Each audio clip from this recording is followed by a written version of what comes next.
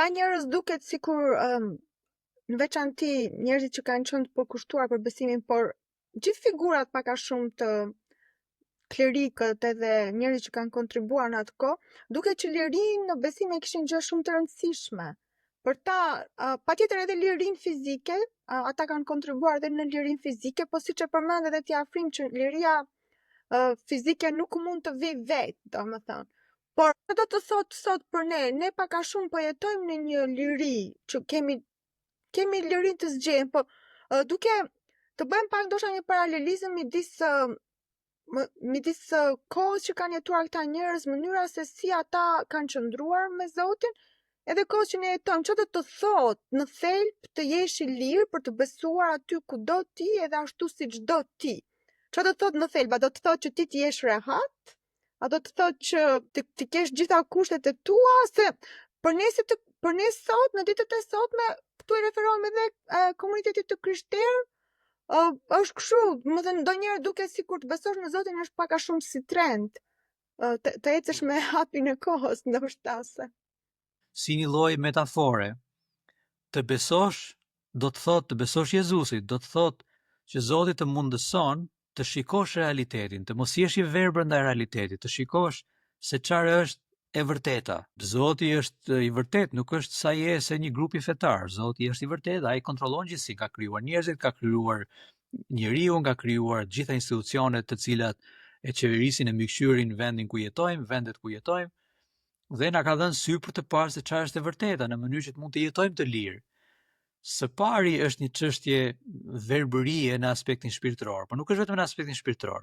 Ti çlirohesh, ka në Dhjetën e Re shpesh ilustrime të njerëzve që Jezusi i shëroi, ishin të verbër dhe i shëroi.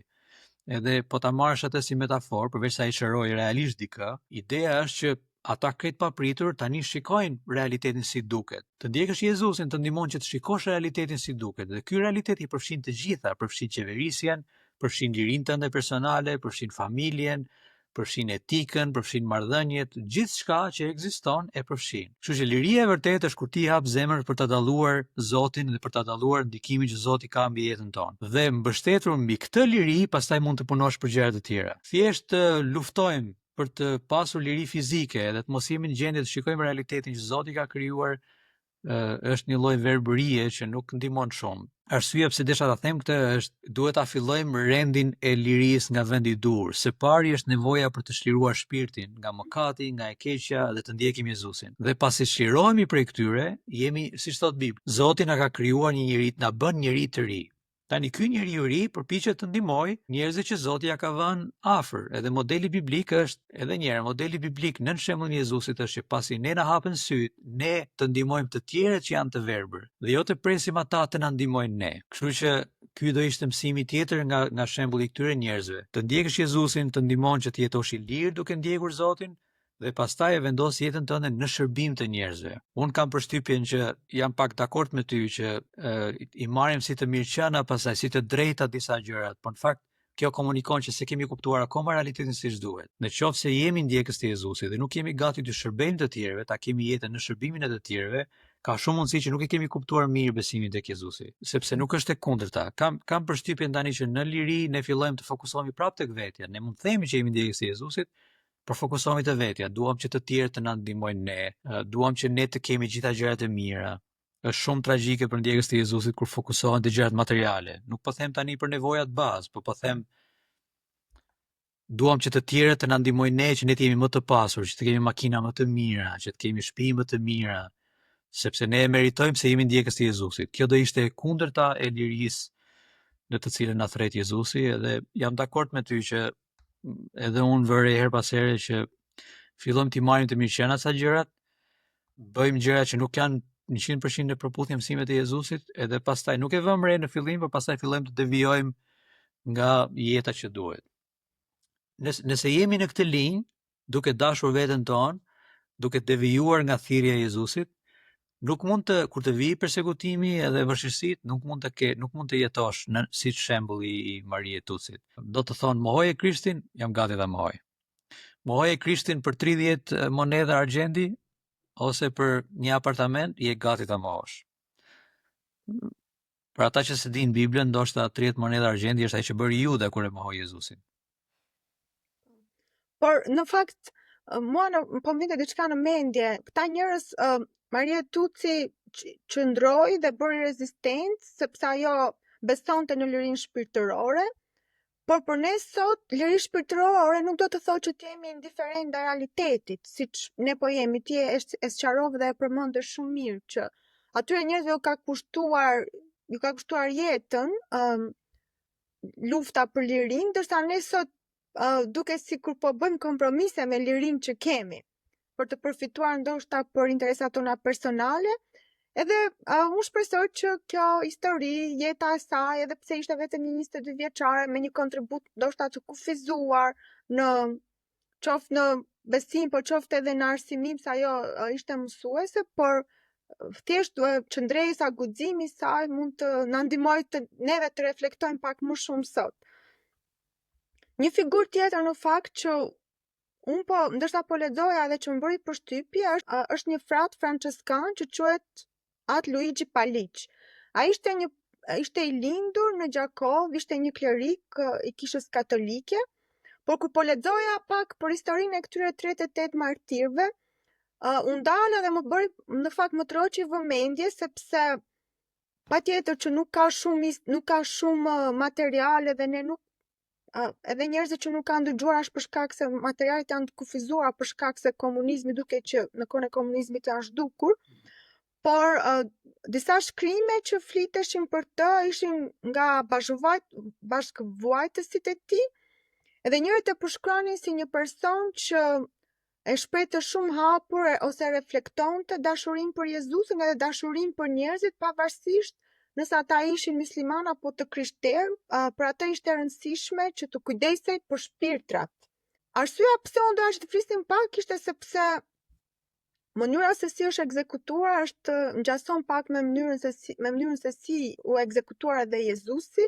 Një nga bashkëvuajtësit e tij thoshte që e kishin hequr, e kishin zhveshur, na kishin lidhur me litar, e kishin torturuar, edhe sa herë që e pyesnin, ai thoshte që unë jam në shërbim të Jezus Krishtit. Pra ishte i lidhur, ishte i torturuar dhe kur njerëzit e pyesin thoshte që jam në shërbim të Jezus Krishtit, edhe gjatë rrugës, madje për shkak se dhe ishte keq trajtuar, nuk ishte në gjendje të ecte. Një nga njerëzit që ishte i pranishëm aty tha që e vran buz rrugës në një fshat të Gjakovës, edhe përpara se sa ta pushkatonin, ai ka thënë 3 herë që e gjitha është për shkak të Jezusit, është për shkak të Krishtit, e gjitha kjo është për shkak të Krishtit.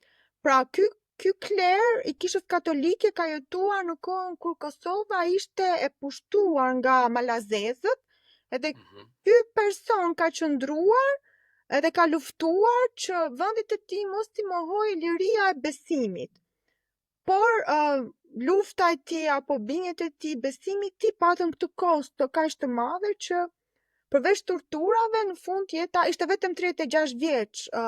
Historia apo shkrimet thonë që ishte një klerik i ri vetëm 37 vjeç. Edhe çfarë mund të mësojmë ne sot? Pra, historia ky i përket një periudhe shumë të lashtë. Ndoshta ku di unë, Kosovë nuk e di se sa shumë e njohin historinë e këtij kleri apo ndikimin që ka pasur ai në vendin. Kosova ka kaluar shumë, ka qenë pushtuar nga Serbia vite më vonë. Por do doja që cilat janë disa nga gjërat që mësojmë nga jeta e një njeriu si Atë Luigi Paliç, por edhe shumë të tjerë, por unë ndala veçanërisht te kjo sepse më bën shumë përshtypje përgjigjet e tij që jam në shërbim të Jezusit apo para se të vritej që tha e gjitha kjo është për Krishtin.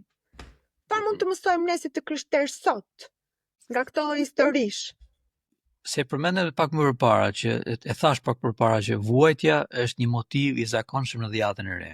Tani, njerëzit që nuk e njohin historinë, se edhe ne nuk kemi kohë ta sqarojmë më një herë gjithë sot, por njerëzit që nuk e njohin historinë do thonë, po çfarë është kjo bisedë me vuajtjen? Pse vuajtja qen ka një gjë me vlerë për ndjekësit e Jezusit?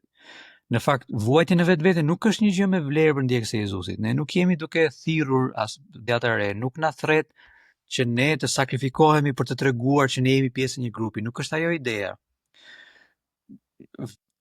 Ne jetojmë në këtë realitet që ka krijuar Zoti edhe jemi të gjithë të burgosur nga mëkati, nga e keqja. Si nuk erdhi vetëm për të na treguar një shembull se si duket Perëndia, por erdhi edhe për të na çliruar nga vargojnë e mëkatit. Sakrifica e tij në kryq, se po e bëjmë këtë bisedë edhe në kontekstin e Pashkës, vdekja e tij është pagesë për mëkatet tona. Ringjallja e tij tregon, ringjallja e tij historike, reale, jo mitike, tregon që ai kishte fuqi dhe thot Dhjata e Re që ai kishte fuqi ta mundte vdekjen dhe vdekja nuk e mbante dot të dorëzuar. Kështu që ai ishte i pari që e mundi të keqen, edhe pastaj në Bibël flitet shpesh për Jezusin si të parin në këtë procesin e njerëzve që do të çlirohen nga e keqja, që do ta mundin vdekjen bashkë me Jezusin.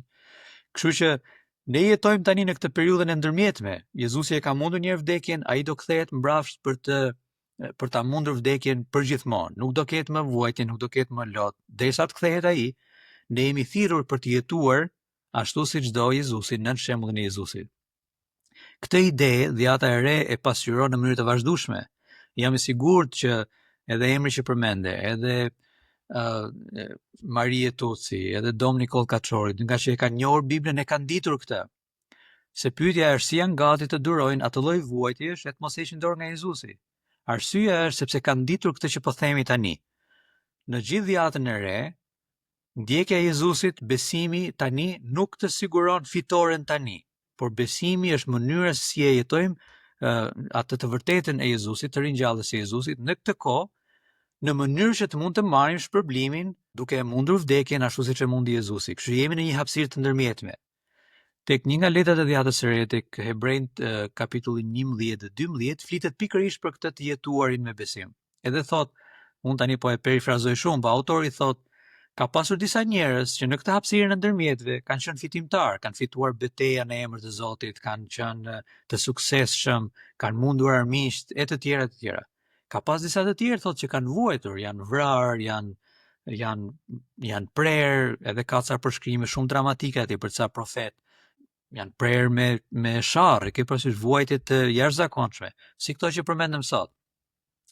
Por ai thot pastaj, të gjithë këto janë shembuj që njeriu që i beson Jezusit duhet të vazhdojë të jetojë me besim derisa të vijë Jezusi prapë për të marrë shpërblimin. Domethënë ne jetojmë, arsyeja sepse ati që përmende është gati të përmend Jezusin edhe në fund të jetës së tij është sepse ai e di që jeta e tij nuk mbaron aty.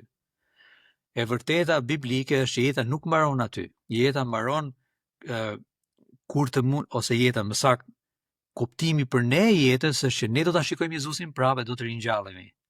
Nuk mbaron me vdekjen fizike. Kushdo që i beson Jezusit, ashtu si Jezusi u ringjall, do të ringjallet gjithashtu. Ky është i vetmi shpjegim për gatishmërinë e tyre për të vdekur dhe për të mos e mohuar emrin e Jezusit. Nëse e mohon emrin e Jezusit, do të thotë që ti nuk e beson këtë histori. Dhe pastaj çfarë do besosh? Nuk e di çfarë komunikon kjo lidhje me besimin ton. Mund të jetë thjesht një ide kështu romantike e këndshme, por nuk është besimi biblik. Kështu që njerëzit janë gati ta ndjekin sepse kanë këtë bindje. Dhe kjo bindje bëhet e mundur së pari nga ringjallja e Jezusit, reale, historike, jo prallë, jo mit, dhe pastaj nga thirrja e Jezusit për të jetuar me besim derisa ai të kthehet mbrapsht. Mendoj që ky është mësimi më i rëndësishëm i këtyre historive. Kur të vijë Jezusi prap, do t'i takojmë prap këta njerëz, kushdo që e ka ndjekur Jezusin, do të ringjallet, do t'i takojmë këta njerëz, edhe do të shikojmë që ajo që kanë bërë është më e mira që mund të bënin. Kjo është e vërteta për realitetin shpirtëror. Gjithë ato tjerat pastaj janë gënjeshtra edhe përkushtime përtej kësaj janë përkushtime të momentit. Këta janë shembuj për të vërtetën e Jezusit. Përndryshe pastaj besimi është thjesht një përjetim teorik që në fakt s'ka asnjë vlerë, vërtet është që s'ka asnjë vlerë. E thej pak përpara atij që ndonjëherë duket si trend, trendi nuk të ndihmon, trendet shkojnë e vinë. Të ndjekësh Jezusin me gjithë jetën tënde dhe jo vetëm një sferë kështu të private, shpirtërore që është vetëm për ty, por në realisht në jetën tënde, që të ndikon jetën tënde, është e vërtet në fakt edhe ndërsa ti po përpiqesh të bëje këtë përmbledhje edhe të nxjerr të parimet, më kujtuaj, nuk e mbaj më referencë, por më kujtuaj vargu që thot Bibla thot që do ju vrasin trupin, por jo shpirtin. Kështu që për këta njerëz, mbase ky varg ka zëvend, se ata vërtet jo është vrarë trupi, por shpirti jo, sepse ata kanë besuar që një ditë do ringjahen me Krishtin, ashtu siç edhe Bibla na premton.